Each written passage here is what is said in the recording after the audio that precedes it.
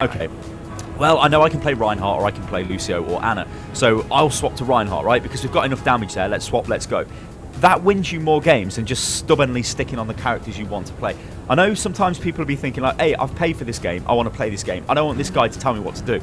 They're not telling you what to do, but you're being clever to work through the ranks. And as you get higher in the ranks, that kind of insta-lock mentality, it tends to go down. Like I just said, I might lock in as a soldier, but then I would be flexible. And there are a lot of people that do that. And it is kind of, you have to get out of the gold and platinum regions to do that. Once you start getting into diamond and above, you'll notice that it gets much better because people become more tactically aware. So that's a great example of you using your brain to get out of your rank. And finally, this kind of leads on from the last point. Be flexible, really be flexible. Don't just lock in with one hero and play that hero non-stop.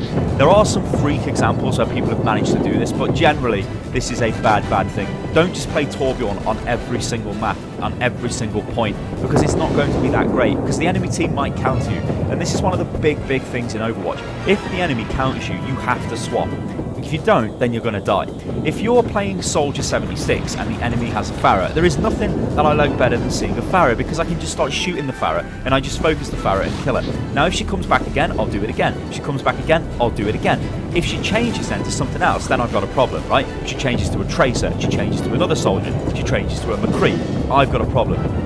If she just sticks on that hero, I don't have a problem and I kill her. And I noticed this in low diamond, so this happens all of the time in gold. And like I said, I've watched a ton of videos of people playing against, like, one example that sticks out in my mind is a Widowmaker.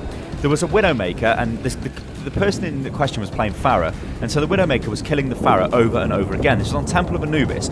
Pharah was on defense, Widowmaker was on attack, and Pharah constantly got killed over and over again. And I'm watching this video back, and I had to stop it because I kept saying to myself, swap your hero. Why haven't you swapped your hero?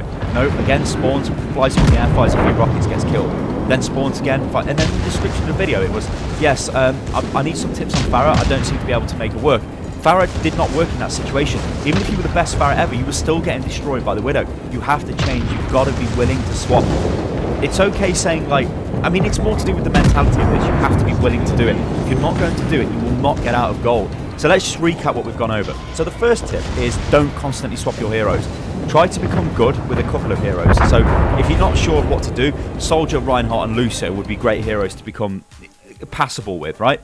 But try and stick to a few heroes so you become better with them. So if you keep swapping heroes, if you're playing 4 or 5 different heroes in a game, you're not going to be good. You're going to be like, what's the saying? You're going to be a master of all, no, something of all trades, a master of none. Yes, you guys know what I'm trying to say, right? That's what you're going to be. You're going to be a shaman for World of Warcraft, basically, I think. At least when I play WoW. Number 2, your life is valuable. Do not throw it away. Do not try and 1v2 people. Don't try and hide behind the enemy for an amazing ultimate. Don't try and solo ult the enemy. Just keep yourself alive. If you're a healer, don't be on the front line. If you're a DPS, don't be deep into the enemy all of the time. Play with your tanks.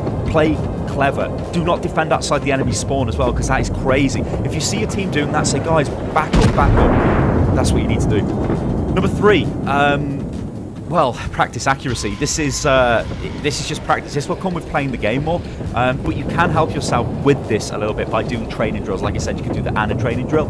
You could even go in the training range, just fire a few shots off every now and again before you go into a game. That'll help you warm up, but also it'll help your accuracy a little bit as well. But just playing more games will generally help accuracy. And if you don't want to do that in competitive, do it in quick play. You need healers and tanks as well. Being aware of your team composition is critical. Don't play a game with 6 DPS and 5 DPS and 1 healer. That's crazy. Think maybe you could swap. Don't just stubbornly play that Genji all of the time. And that leads into the final point, which is you have to be willing to swap and you have to be flexible to some degree. Don't just sit there, turn off team chat, play Genji because you don't care, because that's not going to get you anywhere unless you're a really, really good Genji, right? Because you're going to cause your team massive problems by doing that, especially if the team are doing the same thing as well, which generally does seem to happen around gold and low platinum. People are just like, no, I'm playing this hero, so shut up. And it's like, okay, you're playing that hero, but we've got no healers. You have to step up. You've got to be the